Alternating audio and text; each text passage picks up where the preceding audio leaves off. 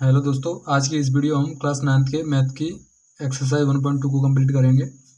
तो सबसे पहला क्वेश्चन है एक्सरसाइज 1.2 का, state whether the following statement are true और फॉल्स, जस्टिफाई योर आंसर। मतलब जो स्टेटमेंट दी हुई हैं वो ट्रू हैं या फॉल्स है ये बताना है और आंसर देना है कि मतलब कैसे ट्रू हैं कैसे फॉल्स हैं। ठीक है, तो सबसे पहले every irrational number is a real number, ये है। तो इरेशनल नंबर जो होता है वो रियल नंबर होता है, मैं पहले भी बता चुका हूँ। क्योंकि सारे नंबर जो होते हैं वो सारे रियल नंबर होते हैं, जो कौन सा भी नंबर हो वो कौन सा कैसा होता है, रियल नंबर होता है। ठीक है, तो इरेशनल नंबर भी रियल नंबर होगा। तो यहाँ पे क्या लिखना है, true, because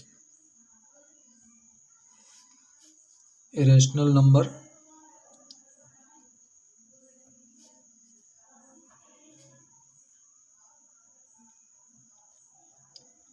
is a part of real number. ठीक है, ये होता है आपका पहला वाला क्वेश्चन का आंसर। ठीक है, अब आता है second question, every point on the number line is in the form of root में m where m is a natural number. ठीक है, एम क्या है तुम्हारा नेचुरल नंबर है, और क्या मतलब नंबर लाइन पे हर किसी पॉइंट को रूट में एम के फॉर्म में लिख सकते हैं। तो देखो नंबर लाइन में क्या होता है,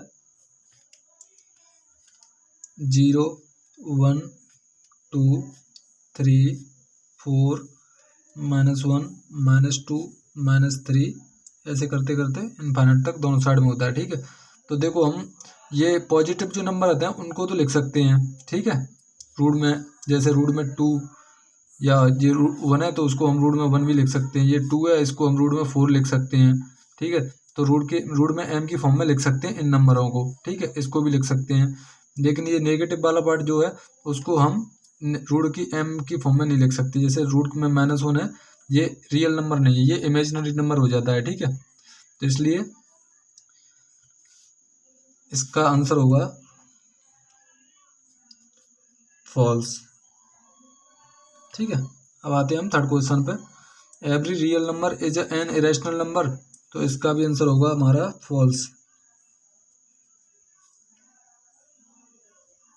क्योंकि सारे इरेशनल नंबर रियल नंबर हो सकते हैं लेकिन सारे रियल नंबर इरेशनल नंबर नहीं हो सकते।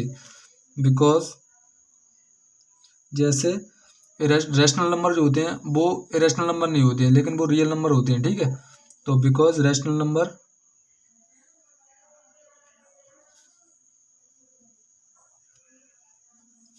आर ऑल्सो रियल नंबर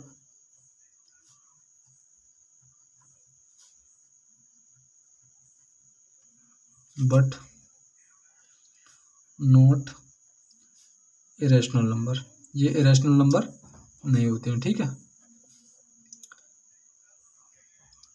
यहाँ पे हमारा क्वेश्चन 1 कंप्लीट होता है। अब चलते हैं हम क्वेश्चन नंबर 2 पे। क्वेश्चन नंबर 2 है आपका, are the square root of all positive integer irrational. क्या मतलब सभी जो पॉजिटिव इंटीजर जो हैं उनका जो स्क्वायर रूट लेंगे तो वो इरेशनल नंबर ही आएगा। मतलब इफ नॉट, अगर नहीं है तो give an example of the square root of a number that is a rational number. ठीक है, तो ऐसे मतलब जो रैशनल नंबर नहीं है इसका स्क्वायर रूट लेंगे, तो ऐसे किसी नंबर का हमें एग्जाम्पल देना है। ठीक है, तो सबसे पहले तो सारे जो नंबर होते हैं उनका स्क्वायर रूट इरेशनल नंबर नहीं आएगा। जैसे रूट में 4 है, जैसे परफेक्ट जितने भी परफेक्ट स्क्वायर नंबर हैं उनका कभी भी इरेशनल नंबर नहीं आएगा पर स्क्वायर रूट। ठीक है, तो रूट में 4 है, इसको बाहर निकालेंगे तो 2 आ जाएगा। रूट में 9 है, इसको बाहर निकालेंगे 3 आ जाएगा, क्योंकि ये परफेक्ट स्क्वायर नंबर है। ये 2 का स्क्वायर होता है, ये 3 का स्क्वायर होता है, तो ये बाहर निकल के रैशनल हो जाते हैं। ठीक है, जो रूट में 4 है वो 2 हो गया, रूट में 9 है वो 3 हो गया। ठीक है, तो स्क्वायर रूट जो होता है ये नंबर कैसे हो गए, रैशनल हो गए। ठीक है, तो यहाँ पे ये क्वेश्चन का आंसर आएगा फॉल्स। ठीक है, सॉरी फॉल्स नहीं, मतलब इफ नॉट मतलब ये नहीं है। ठीक है, अब आते हैं आपका example of the square root of a number that is not a rational number. ठीक है, तो एग्जाम्पल भी दे दिया, ये एग्जाम्पल है, ये एग्जाम्पल है। रूट में 4 और रूट में 9 ये नंबर जो है वो इरेशनल नहीं है, रैशनल है। ठीक है, यहाँ पर क्वेश्चन नंबर 2 कंप्लीट होता है। अब चलते हैं हम क्वेश्चन नंबर 3 पे। क्वेश्चन नंबर 3 में कह रहा है, सो हाउ रूट में 5 can be represent on the number line. मतलब रूट में 5 को हमें नंबर लाइन पे रिप्रेजेंट करना है। इसके लिए थोड़ा हमें पाइथागोरस थ्योरम पढ़नी पड़ेगी। अब देखते हैं पाइथागोरस थ्योरम क्या होती है। तो सबसे पहले पाइथागोरस थ्योरम के बारे में आपको थोड़ा सा बता देता हूँ।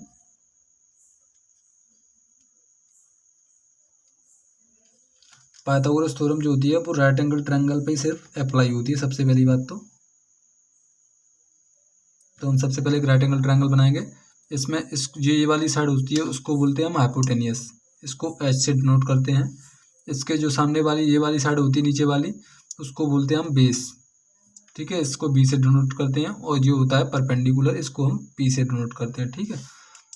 हाइपोटेनियस का स्क्वायर जो होता है वो P square plus B square के इक्वल होता है, मतलब परपेंडिकुलर और बेस के स्क्वायर के सम के इक्वल हाइपोटेनियस का स्क्वायर होता है। ये होती है तुम्हारी पाइथागोरस थ्योरम, बस, ठीक है।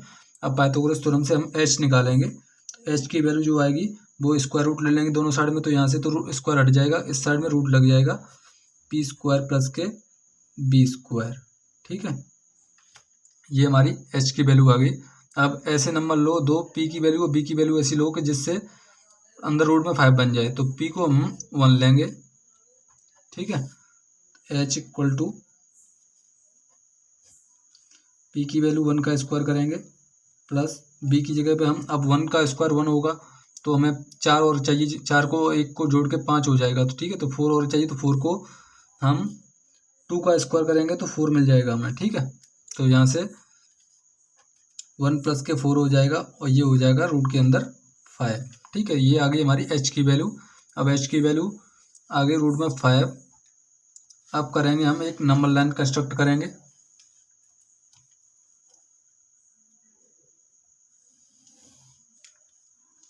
नंबर लाइन पे कैसे लिखते हैं हम, 0 1 2 3 4 5, ऐसे इस साइड में ले लो, -1 -2 -3। मेरे पास में भी स्केल और कैंपस नहीं है, इसलिए मैं थोड़ा पेन से ही बता देता हूँ। करना कैसे मैं आपको ये बता दूंगा, फिर आप घर पे ट्राई कर लेना, ठीक है।